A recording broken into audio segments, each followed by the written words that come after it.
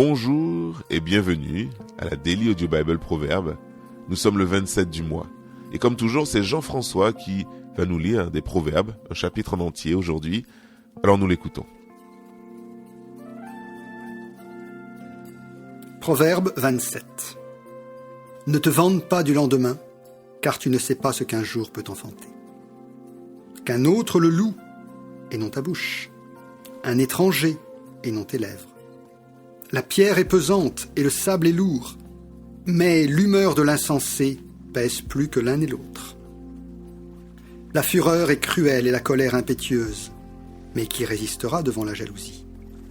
Mieux vaut une réprimande ouverte qu'une amitié cachée. Les blessures d'un ami prouvent sa fidélité, mais les baisers d'un ennemi sont trompeurs. Celui qui est rassasié foule aux pieds le rayon de miel, mais celui qui a faim trouve doux tout ce qui est amer. Comme l'oiseau qui erre loin de son nid, ainsi est l'homme qui erre loin de son lieu. L'huile et les parfums réjouissent le cœur, et les conseils affectueux d'un ami sont doux. N'abandonne pas ton ami et l'ami de ton père, et n'entre pas dans la maison de ton frère au jour de ta détresse. Mieux vaut un voisin proche qu'un frère éloigné. Mon fils, sois sage et réjouis mon cœur, et je pourrai répondre à celui qui m'outrage. L'homme prudent voit le mal et se cache. Les simples avancent et sont punis.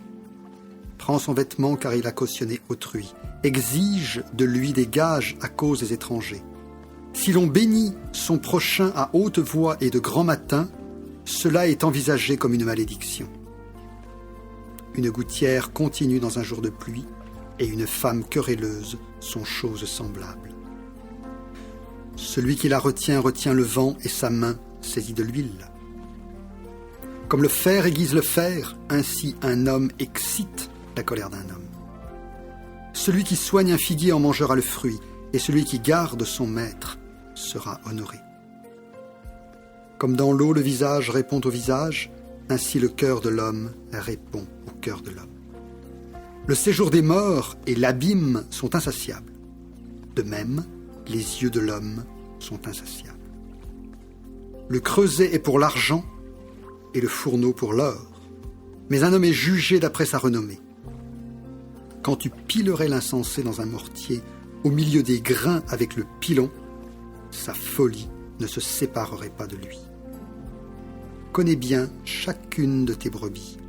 Donne tes soins à tes troupeaux, car la richesse ne dure pas toujours, ni une couronne éternellement.